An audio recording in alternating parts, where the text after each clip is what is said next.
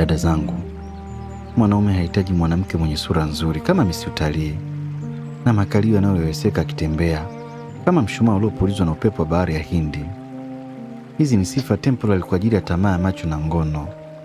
There is life beyond attraction and sex. Ndio maana utashangaa mtu amedeti na mademu 20 wakali kinoma, lakini anaoa demu wa kawaida tu mwenye sura kama iliyopigwa chafu isiyotarajiwa. Halafu unaanza kujiuliza, huyu kaka amekosa nini? Hajakosa kitu, amevumbua dhahabu. Mwanaume anahitaji mwanamke msaidizi, mshauri, mbembelezaji, mtia moyo, mwenye maono. Sio mwanamke anayejua klabu zote zilizofunguliwa wiki hii, lakini hana taarifa kama kuna ploti zinauzwa sehemu fulani ili amshauri mumewe aende kuwekeza. Utashangana mkali wako kama dansa wa baikoko, umetemwa na ameolewa bishosti, hajawahi hata kuvaa pedo tangu azaliwe, anavaa charanga tu. Kama unadhani shepu ni mali, nenda kaombe kazi Twangapepeta huko. Mwanamke mwenye akili na heshima ana nguvu kubwa kuliko uzuri wa nje. Uzuri unaweza kuvutia macho ya wengi, lakini tabia njema huvutia moyo wa mmoja anayekusudia kukaa na wewe.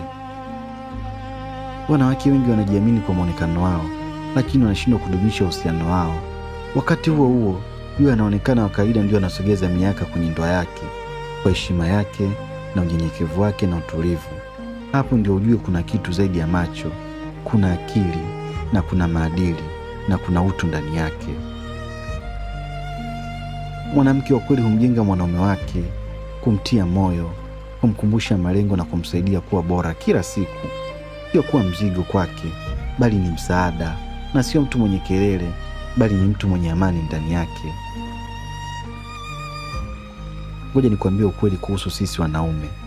Wanaume wengi huanza kwa macho, lakini huishia kwenye akili na tabia. Ndoa haijengwi na muonekano tu. Ndoa inajengwa kwa uvumilivu, heshima, mawasiliano na maono ya pamoja. Lakini pia tabia yako inaweza kumvutia mwanaume akashawishika na wewe. Hivyo basi, kama unawekeza kwenye muonekano tu, utavutiwa na wengi, lakini hutachaguliwa kwenye kudumu. Lakini ukijenga akili yako, heshima yako na maadili, utakuwa chaguo la maisha kwa kila mtu, wala sio la muda mfupi. Jiongeze. Thamani ya mtu haiko kwenye anavyoonekana, bali kwenye anavyojenga na kudumisha maisha ya mwingine. Mwisho wa siku uzuri hupungua, lakini tabia njema hudumu milele.